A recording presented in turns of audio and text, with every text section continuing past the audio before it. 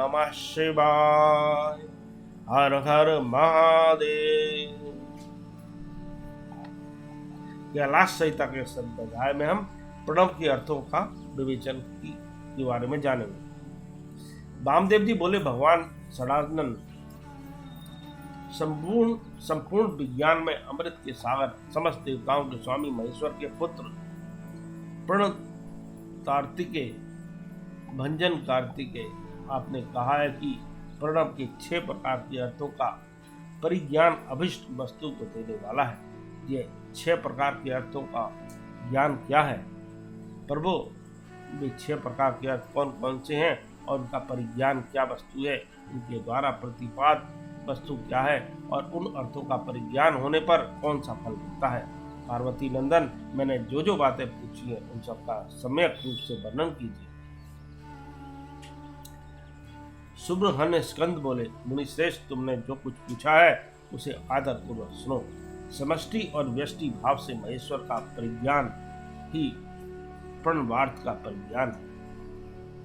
मैं इस विषय को विस्तार के साथ कहता हूँ। उत्तम व्रत का पालन करने वाले मुनीश्वर, मेरे इस प्रवचन से उन 6 प्रकार के अर्थों की एकता का भी बोध होगा। पहला मंत्र रूप अर्थ है, दूसरा यंत्र भावित अर्थ है, तीसरा देवता बोधक अर्थ है, चौथा प्रपंच रूप अर्थ है, पांचवा अर्थ गुरु के रूप को दिखाने वाला है और छठा अर्थ शिष्य के स्वरूप का परिचय देने वाला है। इस प्रकार ये 6 अर्थ बताए गए। मुनिश्रेष्ठ, इन 6 अर्थों में जो मंत्र रूप अर्थ है उसको तुम्हें बताता हूँ। उसका ज्ञान होने मात्र से मनुष्य महाज्ञानी हो जाता है। प्रणव में वेदों ने 5 अक्षर बताए हैं। पहला आदि स्वर अ, दूसरा 5वां स्वर उ, तीसरा पंचम वर्ग पवर्ग का अंतिम अक्षर मैं, इसके बाद चौथा अक्षर बिंदु और 5वां अक्षर नाद। इसके सिवा दूसरे वर्ण नहीं है। यह समष्टि रूप वेदांती कहा गया है। नाद सब अक्षरों की समष्टि रूप है। बिंदु युक्त जो 4 अक्षर हैं ये व्यष्टि रूप से शिववाचक प्रणव में प्रतिष्ठित है। विद्वान, अब यंत्र रूप या यंत्र भावित अर्थ सुनो। यह यंत्र ही शिवलिंग रूप में स्थित है। सबसे नीचे पीठ अर्धा लिखें, उसके ऊपर पहला स्वर अकार लिखें, उसके ऊपर उकार सहित अंकित करें, उसके भी ऊपर पवर्ग का अंतिम अक्षर मकार लिखें। मकार के ऊपर अनुस्वार और उसके भी ऊपर अर्धचंद्राकार नाद अंकित करें। इस तरह यंत्र के पूर्ण हो जाने पर साधक का संपूर्ण मनोरथ सिद्ध होता है। इस प्रकार यंत्र लिखकर उसे प्रणव से ही वेष्टित करें। उस प्रणव से ही प्रकट होने वाले नाद के द्वारा नाद का अवसान समझे। मुने, अब मैं देवता रूप तीसरे अर्थ को बताऊंगा जो सर्वत्र गूढ़ है। वामदेव, तुम्हारे स्नेहवश भगवान शंकर के द्वारा प्रतिपादित इस अर्थ का मैं तुमसे वर्णन करता हूँ। सदोजातम प्रपधामी, यहाँ से आरंभ करके सदाशिवोम तक जो 5 मंत्र है, श्रुति ने प्रणव को इन सब का वाचक कहा है। इन्हें ब्रह्म रूपी 5 सूक्ष्म देवता समझना चाहिए। इन्हीं का शिव की मूर्ति के रूप में भी विस्तार पूर्वक वर्णन है। शिव का वाचक मंत्र शिव मूर्ति का भी वाचक है, क्योंकि मूर्ति और मूर्तिमान में अधिक भेद नहीं है। ईशान मुक्तोपेत है। इस श्लोक से आरंभ करके पहले इन मंत्रों द्वारा शिव के विग्रह का प्रतिपादन किया जा चुका है। अब उनके 5 मुखों का वर्णन सुनो। पंचम मंत्र ईशान सब विद्या नाम का आदि मानकर वहां से लेकर ऊपर के सदोजात मंत्र तक क्रम से एक चक्र में अंकित करें। फिर सदोजात से लेकर ईशान मंत्र तक क्रम से उसी चक्र में अंकित करें। यही 5 भगवान शिव के 5 मुख बताए गए हैं।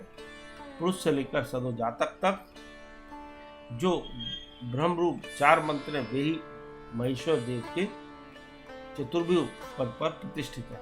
ईशान मंत्र सदोजातादि 5 मंत्रों का समष्टि रूप है। मुने, पुरुष से लेकर सदोजात तक जो 4 मंत्र हैं वे ईशान देव के व्यष्टि रूप है। इसे अनुग्रह में चक्र कहते हैं। यही पंचार्थ का कारण है। यह सूक्ष्म निर्विकार अनामय पर ब्रह्म स्वरूप है। अनुग्रह भी दो प्रकार का है, एक तो तिरोभाव आदि 5 कृत्यों के अंतर्गत, दूसरा जीवों को कार्य कारण आदि के बंधनों से मुक्ति देने में समर्थ है। ये दोनों प्रकार का अनुग्रह सदाशिव का ही द्विविध कृत्य कहा गया है। उन्हें अनुग्रह में भी सृष्टि आदि कृत्यों का योग होने से भगवान शिव के 5 कृत्य माने जाते हैं। इन 5 कृत्यों में भी सदोजात आदि देवता प्रतिष्ठित बताए गए हैं। ये 5 पर ब्रह्म स्वरूप तथा सदा ही कल्याणदायक हैं। अनुग्रह में चक्र शांत्यतीत कला रूप है। सदाशिव से अधिष्ठित होने के कारण उसे परम पद कहते हैं। शुद्ध अंतःकरण वाले सन्यासियों को मिलने वाले योग्य पद यही है। जो सदाशिव के उपासक हैं और जिनका चित्त प्रणवोपासना में संलग्न है, उन्हें भी इस पद की प्राप्ति होती है। इसी पद को पाकर मुनीश्वरगण उन ब्रह्म रूपी महादेव जी के साथ प्रचुर दिव्य भोगों का भोग करके महाप्रलय काल में शिव की समता को प्राप्त हो जाते हैं। वे मुक्त जीव फिर कभी संसार सागर में नहीं गिरते। ते ब्रह्मलोकेषु प्रांत काले परामर्ताम परिमुच्यन्ति सर्वे। इस सनातन श्रुति ने इसी अर्थ का प्रतिपादन किया है। शिव का ऐश्वर्य भी यह समष्टि रूप ही है। अर्थ अथर्ववेद की श्रुति भी कहती है कि वह संपूर्ण ऐश्वर्य से संपन्न है। संपूर्ण ऐश्वर्य प्रदान करने की शक्ति सदाशिव में ही बताई गई है। चमकाध्याय ये पद से यह सूचित होता है कि शिव से बढ़कर दूसरा कोई पद नहीं है। ब्रह्म पंचक के विस्तार का ही वो ही प्रपंच कहते हैं। इन 5 ब्रह्म मूर्तियों से ही निवृत्ति आदि 5 कलाएं हुई हैं। वे सब की सब सूक्ष्म भूत स्वरूपिणी होने से कारण रूप में विख्यात है। उत्तम व्रत का पालन करने वाले वामदेव स्थूल रूप में प्रकट जो यह जगत प्रपंच है, इसको जिसने 5 रूपों द्वारा व्याप्त कर रखा है, वह ब्रह्म अपने उन 5 रूपों के साथ ब्रह्म पंचक नामक नाम धारण करता है। मुनिश्रेष्ठ, पुरुष, श्रोत्र, वाणी, शब्द और आकाश, इन 5 को ब्रह्म ने ईशान रूप से व्याप्त कर रखा है। मुनीश्वर प्रकृति, त्वचा, पानी, स्पर्श और वायु, इन 5 को ब्रह्म ने ही पुरुष रूप से व्याप्त कर रखा है। अहंकार, नेत्र, पैर, रूप और अग्नि, ये 5 अघोर रूपी ब्रह्म से व्याप्त हैं। बुद्धि, रसना, वायु, रस और जल, ये वामदेव रूपी ब्रह्म से नित्य व्याप्त रहते हैं। मन, नासिका, उपस्थ, गंध और पृथ्वी, ये 5 सदोजात रूपी ब्रह्म से व्याप्त है। इस प्रकार यह जगत पंच ब्रह्म स्वरूप है। यंत्र रूप से बताया गया है। जो शिव वाचक प्रणव है, वह नाद पर्यंत 5 वर्णों का समष्टि रूप है तथा बिंदु युक्त जो 4 वर्ण हैं, वे प्रणव के व्यष्टि रूप हैं। शिव के उपदेश किए हुए मार्ग से उत्कृष्ट मंत्राधिराज शिव रूपी प्रणव का पूर्वोक्त यंत्र रूप से चिंतन करना चाहिए। इस प्रकार कैलाश संहिता का 14वां अध्याय संपूर्ण होता है। ओम नमः शिवाय। हर हर महादेव, हर हर महादेव। शंभो शंभो।